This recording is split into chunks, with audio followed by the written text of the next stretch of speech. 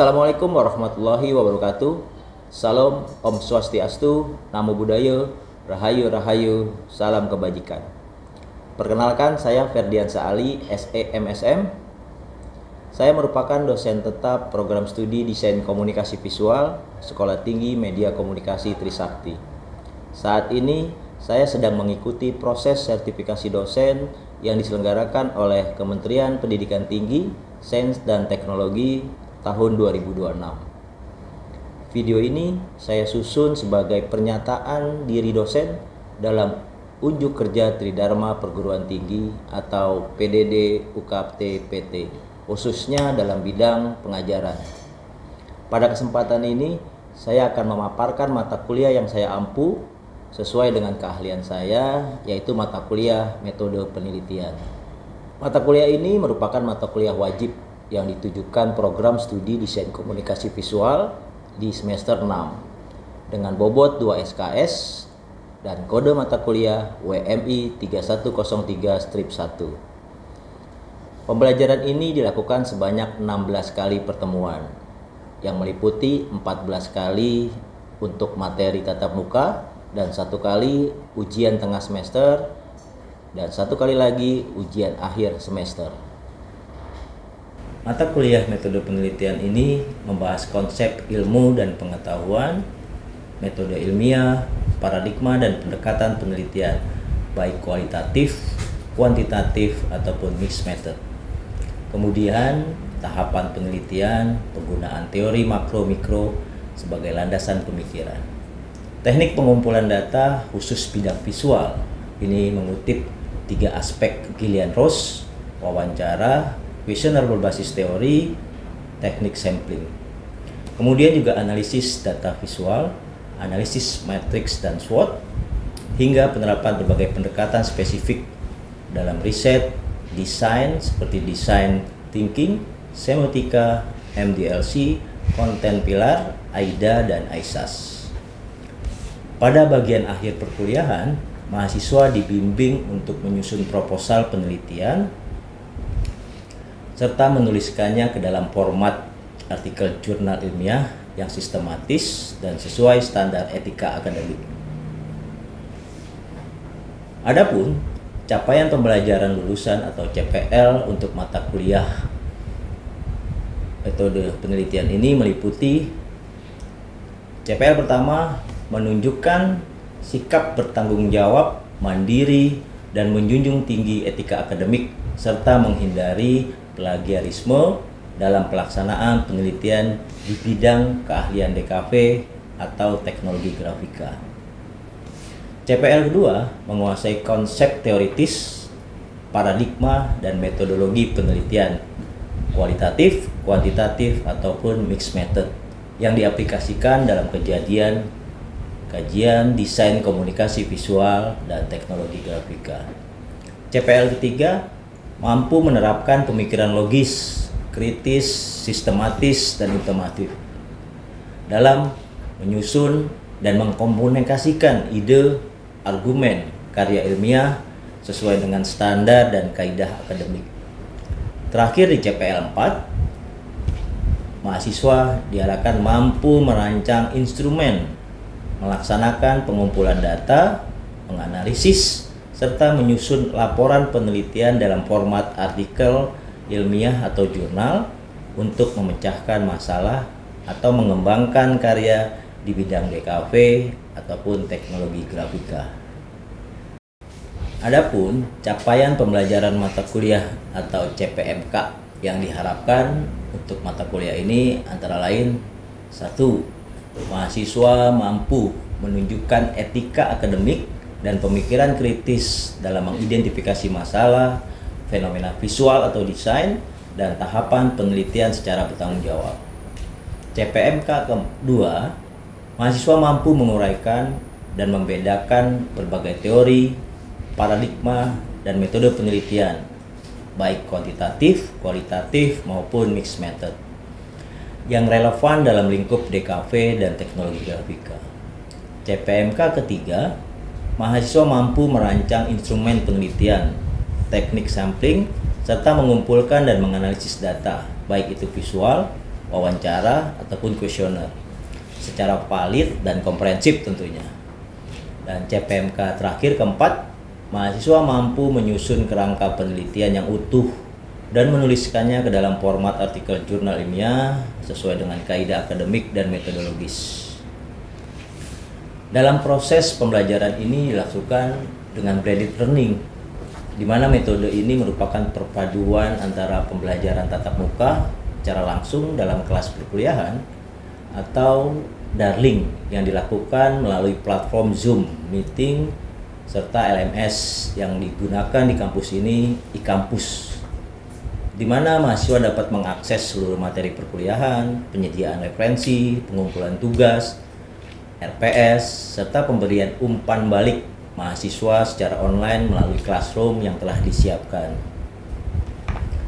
Dan pembelajaran pada mata kuliah ini juga dilaksanakan dengan pendekatan student center learning melalui strategi deep learning yang mengintegrasikan delivery, interaction, dan assessment. Dalam delivery, saya coba melakukan secara sistematis melalui ceramah-ceramah interaktif yang dipadukan dengan berbagai metode pembelajaran aktif. Mahasiswa tidak hanya memperoleh konsep dasar, tetapi juga diajak memahami penerapan konsep tersebut dalam sebuah penelitian melalui case-based learning atau problem-based learning. Pada penyampaian materinya juga didukung oleh pembelajaran yang relevan, sehingga mahasiswa memperoleh pengalaman belajar yang kontekstual dan sesuai dengan metode penelitian. Selanjutnya, pada interaction, saya membangun interaksi pembelajaran yang aktif sejak awal perkuliahan. Pada pertemuan pertama, saya menjelaskan rencana pembelajaran semester, capaian pembelajaran, materi perkuliahan, metode pembelajaran, referensi perkuliahan, serta sistem penilaiannya. Bersama mahasiswa juga, saya melaksanakan kontrak pembelajaran sebagai bentuk komitmen bersama untuk menciptakan suasana belajar yang adil, transparan, dan bertanggung jawab. Selama proses pembelajaran, saya berperan sebagai fasilitator yang mendorong mahasiswa untuk aktif berdiskusi, bertanya, mengemukakan pendapat, dan menyelesaikan berbagai studi kasus penelitian secara kolaboratif tentunya. Interaksi ini dilakukan melalui diskusi kelompok, sesi tanya jawab, presentasi, telaah jurnal ilmiah, analisis studi kasus, problem solving, di mana saya memberikan pertanyaan pemantik dan umpan balik secara langsung agar mahasiswa tentunya mampu mengembangkan kemampuan berpikir kritis, komunikasi efektif, kolaborasi, serta pengambilan keputusan masalah penelitian berdasarkan data yang didapat. Untuk selanjutnya, pada tahapan assessment, di mana penilaian dilakukan secara berkesinambungan melalui asesmen formatif dan sumatif yang tentunya sesuai dengan RPS. Teknik penilaian ini meliputi observasi, partisipasi mahasiswa dalam diskusi, presentasi kelompok, telaah jurnal, penyelesaian studi kasus, kuis formatif, penugasan individu maupun kelompok, kemudian juga UTS dan UAS. Asesmen yang dilakukan mencakup asesmen formatif untuk penilaian proses yang dilakukan melalui kuis, tugas individu, serta penilaian sikap sesuai dengan RPS juga. Selanjutnya asesmen sumatif untuk penelitian akhir berupa ujian tengah semester dan ujian akhir semester. Selanjutnya, pada referensi yang digunakan untuk mata kuliah ini, yaitu metode penelitian, ada beberapa buku referensi karya saya yang menjadi pendukung untuk referensi pembelajaran ini, dan tentunya juga beberapa buku referensi karya ahli lainnya yang memiliki nilai kebaharuan agar mahasiswa mampu mengikuti perkembangan metode penelitian terbaru. Selama proses pembelajaran ini, saya senantiasa memberikan umpan balik terhadap hasil belajar mahasiswa sebagai sarana refleksi dan perbaikan berkelanjutan, sehingga mahasiswa dapat meningkatkan kompetensi pada ranah pengetahuan, sikap, dan keterampilannya. Melalui pembelajaran yang berpusat pada mahasiswa dengan strategi delivery, interaction, dan assessment, diharapkan mahasiswa tidak hanya menguasai konsep penelitian, tapi juga mampu melaksanakan dan menerapkannya dalam pelaksanaan atau penyelenggaraan penelitiannya. Demikian pengenalan mata kuliah metode penelitian. Semoga pembelajaran ini dapat memberikan manfaat dan menjadi bekal dalam memahami konsep atau praktik untuk penelitian. Selanjutnya, mari kita saksikan video pembelajaran yang akan tampil berikut ini. Terima kasih. Assalamualaikum warahmatullahi wabarakatuh. Oke, teman-teman, selamat siang menjelang sore. Assalamualaikum warahmatullahi wabarakatuh. Waalaikumsalam.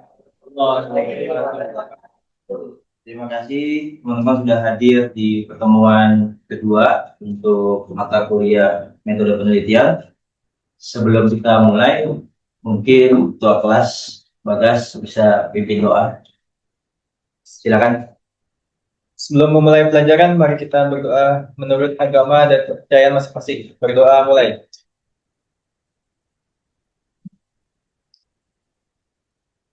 Selesai. Terima kasih, Bagas. Sekarang kita coba masuk ke mata kuliah saya ampuh. Ini juga saya ingatkan lagi bahwa capaian pembelajaran di mata kuliah ini, saya ingat itu. Nah, teman-teman bisa baca sih di kampus, di LMS kita, untuk mata kuliah metode penelitian. Itu capaian pembelajarannya adalah nanti teman-teman akan diarahkan untuk pertama pasti mampu menunjukkan etika akademik dan pemikiran kritis dalam mengidentifikasi masalah, fenomena, visual atau desain, dan tahapan penelitian secara bertanggung jawab. Ada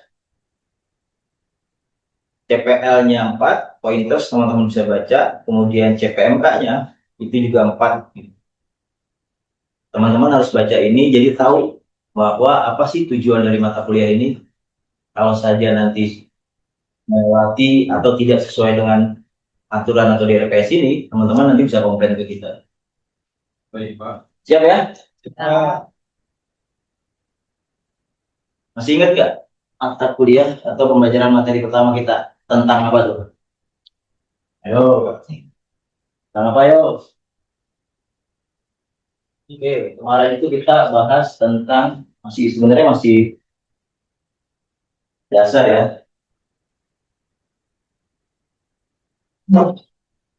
Kemarin itu saya coba tentang pendekatan, terus kemudian pendekatan penelitian, kemudian jenis penelitian.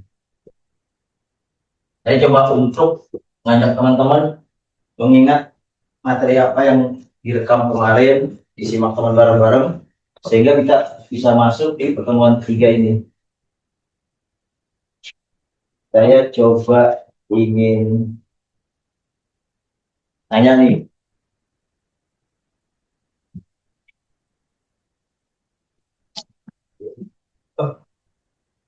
sorry, saya lupa untuk mengabsen, jadi sebelum saya tanya, saya absen dulu ya. Ya, Pak. Jawab Matthew. Absen ya? absen, Pak. Oke. Kenapa tuh? Cara keluarga, Pak. Keluarga ya. Empatuh Rahman. Hadir. Tegar Putra Panca. Hadir. Satrio Bagas Wicaksana. Hadir. Saprija Rizky Arditya. Hadir, Pak. Siap. Putri Andina Wiguna. Silva. Hadir. Dominik. Hadir, Pak. Hanifah Nur. Hadir. Umar. Hadir ya. Oke, hari ini ada 9 mahasiswa yang tidak masuk, 1 orang. Oke, Andin, Ya, Pak. kamu masih ingat nggak apa sih yang dimaksud dengan jenis penelitian kualitatif? Jenis penelitian kualitatif yaitu penelitian yang digunakan untuk menjawab persoalan-persoalan tentang ciri-ciri fenomena untuk mendeskripsikan dan memahami fenomena tersebut. Lumayan, paling enggak pernah membaca materi yang disampaikan kemarin. Nah, sekarang ke pertemuan ketiga, kita masuk materinya adalah, jadi di penelitian atau persisnya teman-teman itu tugas akhir atau skripsi ya. Kalau tugas akhir itu arahannya pasti ke perancangan. Kalau analisis itu bentuknya nanti skripsi dia. Nah, di skripsi atau tugas akhir ada banyak tahapan-tahapan penelitian yang bakalan teman-teman harus lewati, harus lampaui, harus dipenuhi. Untuk materi hari ini kita cukup bahas 3 komponen penelitian: manfaat penelitian, topik penelitian, menyusun rumusan masalah. Ada nggak kegambar yang dimaksud manfaat apa sih gitu? Sebelum kita ini ya, manfaat penelitian. Manfaat apa sih kira-kira? Ini coba ngegali aja dulu sih. Manfaat apa kira-kira? Keunggulan. Hah? Keunggulan. Kumpulan. Keunggulan. Oh, keunggulan ya. Kegunaan lah ya. Keunggulan. Sehingga dia bisa berfungsi terhadap sesuatu dari hasil yang dikerjakan. Begitu juga nanti ketika di penelitian, maka harus ada manfaat yang kita bisa berikan. Penelitian bukan cuma sekedar asal cari data, penelitian bukan cuma sekedar menulis sesuatu masalah, tapi apa yang kita kerjakan memang harus memberikan manfaat gitu. Yang harus kita perhatikan ketika kita melakukan penelitian. Dari maknanya teoritis, maka dia pasti berbau ilmu pengetahuan. Maka teoritis itu memberikan manfaat, pertama, menambah ilmu pengetahuan. Dari yang nggak ada menjadi ada. Dari yang sudah ada kemudian dioptimalkan. Tentu tentang pengetahuan. Pengetahuan itu apa aja nanti? Baik tentang misalnya pengetahuan tentang gimana kehidupan di sebuah daerah gitu. Kita bisa lihat nanti pengetahuan, oh ternyata dia mempunyai budaya A, yang ini budaya B. Pengetahuan itu yang kita pahami. Tapi kalau terkait dengan TKP ataupun nanti teknologi grafika, itu pasti terkait dengan hal-hal visual. Kalau TKP, kalau grafika itu lebih cenderung karena kajian di prodi ini adalah kajian tentang kemasan. Maka itu pemahaman tentang atau pengetahuan tentang kemasan nanti. Itu pertama, ilmu pengetahuan. Yang kedua, mengembangkan konsep atau teori baru. Teori adalah sesuatu yang sudah divalidasi oleh banyak orang dan biasanya sudah dalam bentuk buku. Maka teori-teori itu bisa kita kembangkan. Misalnya, kalau dulu kita bicara tentang teori warna, memberi makna atau memaknai warna merah adalah A gitu. Warna merah adalah berani, warna merah adalah memberi semangat misalnya. Tapi ketika kita mengadakan sebuah penelitian, ternyata makna itu bisa berubah. Merah menjadi dominan marah misalnya.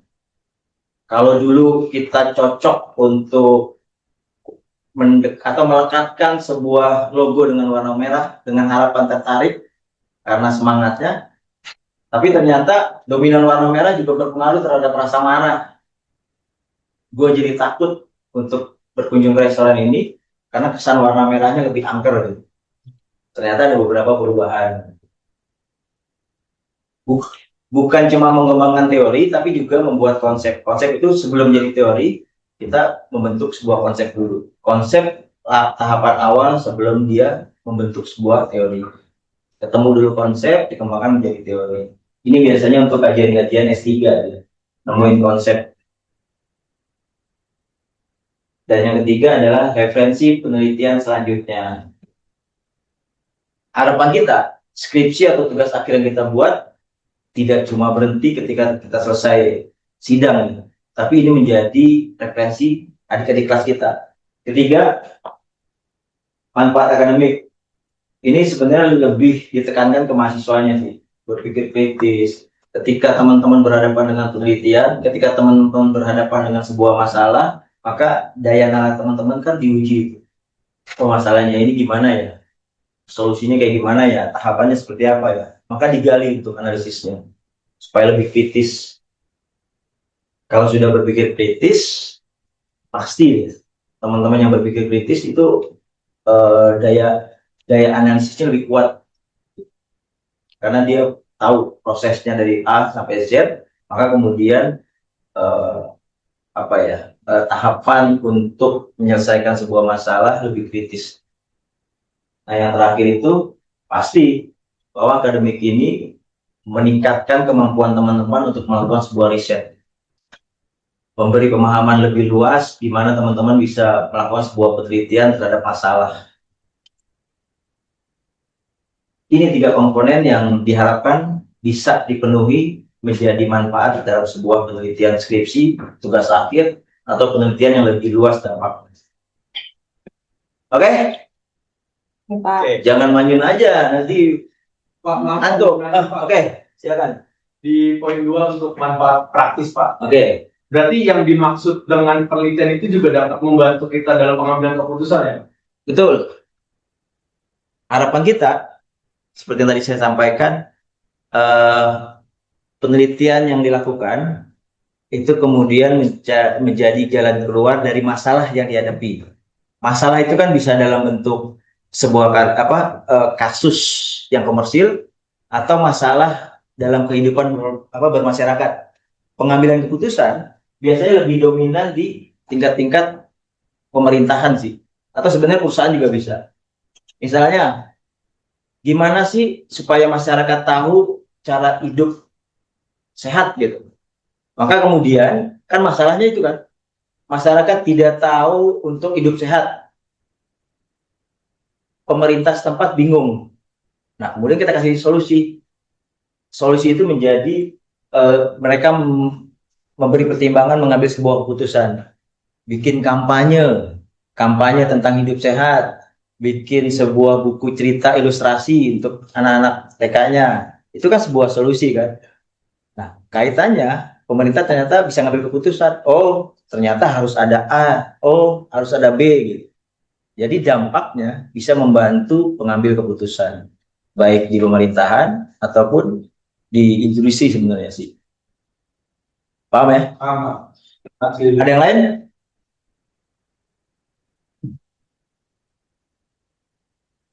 Paham semua? Oke. Kita masuk ke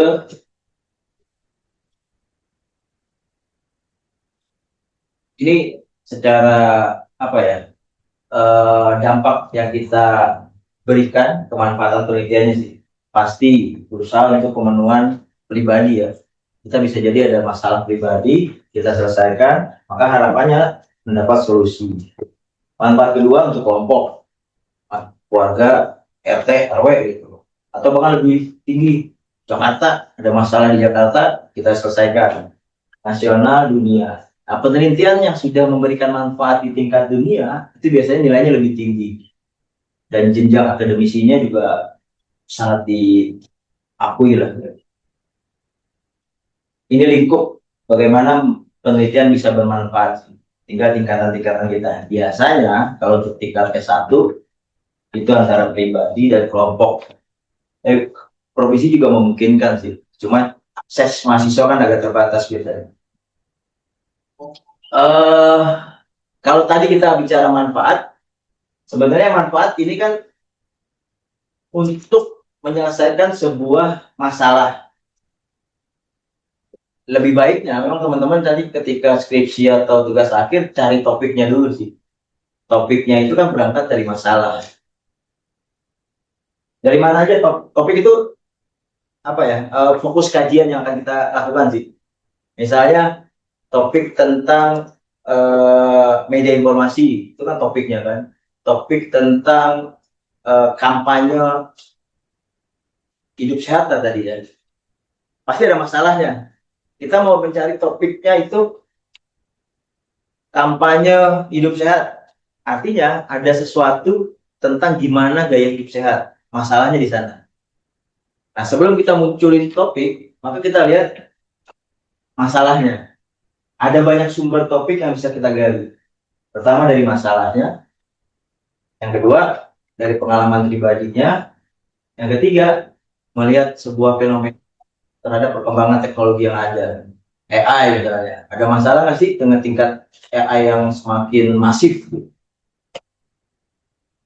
Keempat, dari penelitian sebelumnya bisa kita gali lagi, kemudian kita tarik masalahnya di mana. Oh, ternyata ini yang harus kita kejar, itu kemudian menjadi sebuah topik. Nah, yang pasti sumbernya yang lebih dominan nih teman-teman di DKP khususnya di mahasiswa ini kebutuhan industri gitu. Ada masalah banyak yang di lingkup industri, maka itu kemudian bisa menjadi kajian kita atau topik kita.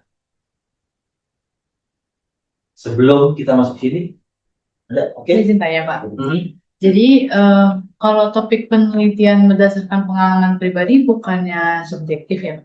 Tuh. Memang tipis ya antara masalah untuk kajian penelitian yang sifatnya akademis sama yang sifatnya subjektif gitu. Nah, kalau penelitian kan ranahnya mesti jangan subjektif gitu. Karena ya tingkat akademisnya kurang. Oleh karena itu harus diturunkan. Misalnya yang sudah ada lah. Kita punya masalah pribadi nih. Kalau gue mau pergi, gue malas banget. Dari sini menuju halte jauh banget sih. Kayaknya perlu sesuatu yang bisa membuat gue lebih praktis menuju ke halte. Maka kemudian muncul nih Gojek, ada Grab, ya kan? Masalahnya males untuk ke halte. Tapi kemudian kita kasih solusi, kita ada gambaran solusinya. Ternyata ada transport yang bisa jadi pengantar. Gimana caranya? Maka muncullah sebuah aplikasi Gojek. Atau gini, ada masalah, kenapa ya kalau gue beli beras, itu untuk ukuran yang 5 kilo, ngangkatnya agak susah nih, agak males gitu. Karena kemasannya kagak ada pegangan sama sekali. Itu kan masalah kan? Gue males bawa beras 5 kilo, bawanya dengan 2 tangan gitu. Maka kemudian kita generalisasi, ternyata bukan cuma gue, semua orang yang ngangkat ini menjadi males. Masalahnya adalah kemasan yang tidak adaptif untuk diangkat. Kita cari celahnya. Oh, ternyata kemasan ini harus dibikin bolongan di atasnya misalnya, jadi bisa diangkat gitu kan. Atau bikin kemasan harusnya nggak usah plastik nih, kita bikin apa gitu kan. Kita jadi solusinya. Awalnya salah pribadi, tapi kita generalisir. Jadi alasan bareng. Semua penelitian yang berangkat dari alasan pribadi harus digeneralisir menjadi alasan umum. Jadi sifat akademisnya muncul kan. Ya. Oke. Sebelum kita tutup, saya coba kasih tugas teman-teman untuk disampaikan minggu depan. Pertama, teman-teman buat sebuah topik penelitian, kemudian turunin menjadi rumusan masalah, kemudian buat manfaatnya seperti apa. Ngerti ya? Oke, minggu depan kita presentasi dari hasil tugas ini. Siap Pak. Cukup? Oke, makasih semuanya sudah bisa hadir hari ini. Semoga apa yang kita sampaikan bisa menambah wawasan teman-teman, bisa mengilhami teman-teman membuat sebuah skripsi yang lebih baik. Selamat sore. Assalamualaikum warahmatullahi wabarakatuh. Waalaikumsalam warahmatullahi wabarakatuh.